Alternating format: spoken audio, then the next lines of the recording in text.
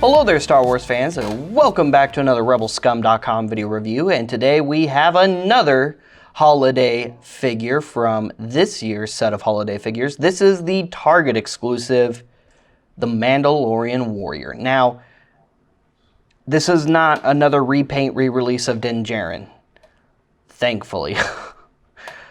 I'm really surprised it wasn't. I'm glad it wasn't, and I'm glad the figure they went with is a legit army builder mold Mandalorian figure. This is the same mold as the Mandalorian Loyalist figure from the Clone Wars part of Black Series.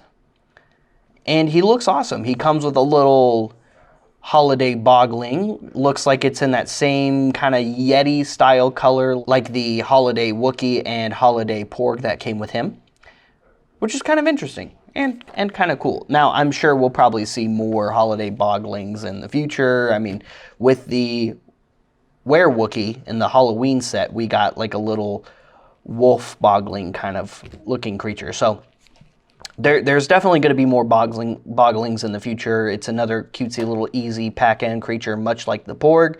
So whenever there's another set of holiday figures, I think it's probably safe to expect more Boglings along with Porgs, because we've gotten a lot of Porgs, especially in the winter holiday figures, and honestly,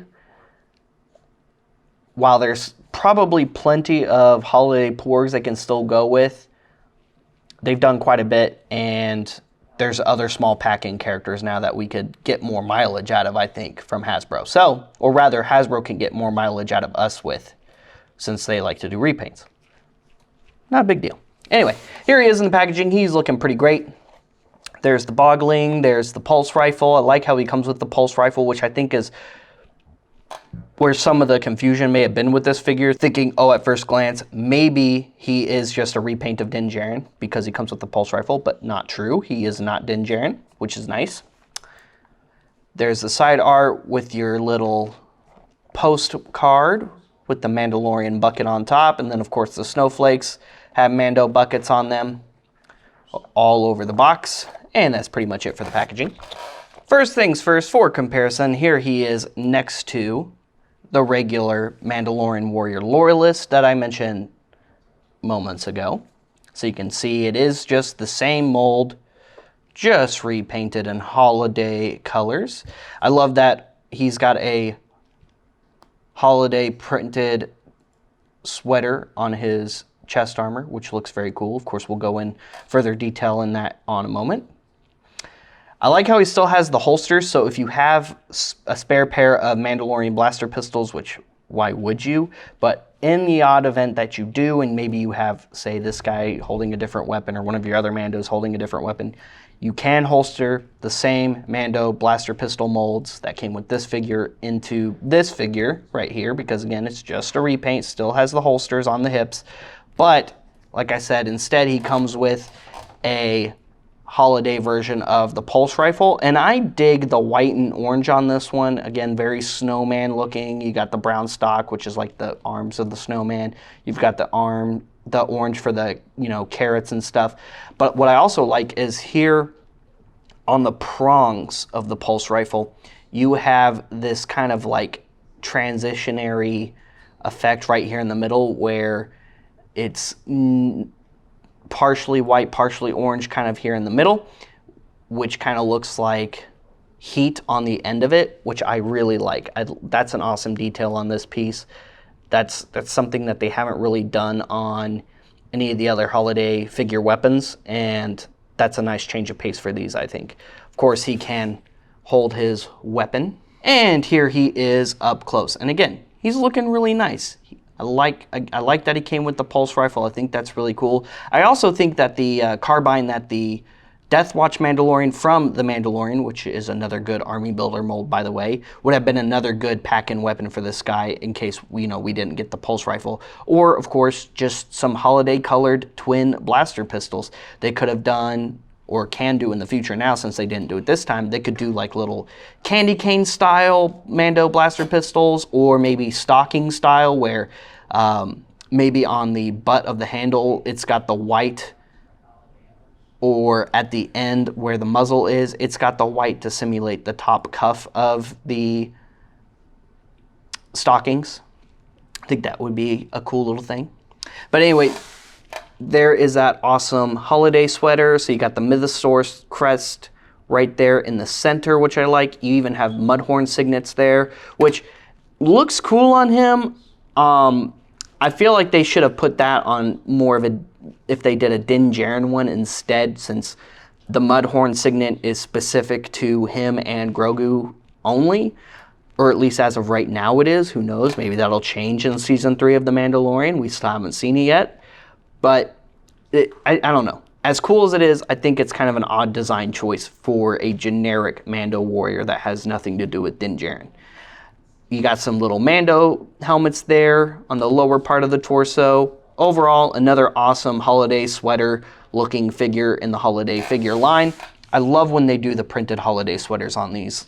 Those are amongst my favorite designs on these. And then, of course, he's got the candy cane boots like some of the previous troopers had. I like the use of a dark red jumpsuit with the bright red gear. His jetpack, which is removable, by the way, is a nice bright green color. And then underneath, he's got dark red armor, which looks cool. And then, of course, I really like the bright red and green Mando bucket on this guy. I think that's a good color scheme for his helmet as well. Just as articulated as the other guy, head is on a ball joint. Let go. Let go. Let go. Thank you. Fully articulated shoulders, in and out. Lower bicep, single jointed elbows, gauntlets rotate, wrist joints, all that good stuff. Lower waist, hips, upper thigh, double jointed knees, ankle joints, and that's pretty much it for articulation. And let's see, I am curious. Can we peg this into one of the slots that the jetpack slots into? Oh, you totally can. Okay, so it looks kind of wonky because it's at that same angle as if you were to peg it on Din Djarin's back. So it's not as wonky. You can peg it kind of right there. That still looks kind of weird.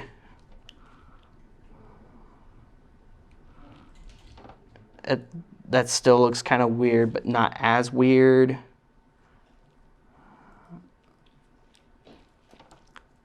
Nope.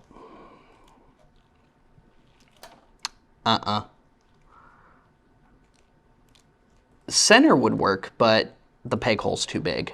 Center would work actually really well if the peg hole wasn't too big. So it's not like they changed the mold to work with both the jetpack and, of course, this. This is just a repaint of a pre-existing mold, and this, of course, was molded specifically for Din Djarin. So as cool as it would be for it to be able to stow on his back instead of the jetpack, that looks like it's going to be the best option you got. And again, that just looks strange. Who slings a rifle like that? Nobody. That's who. Nobody does. And then, of course, here is our little Yeti-colored Bogling. Our little Star Wars Eevee. Looks pretty good.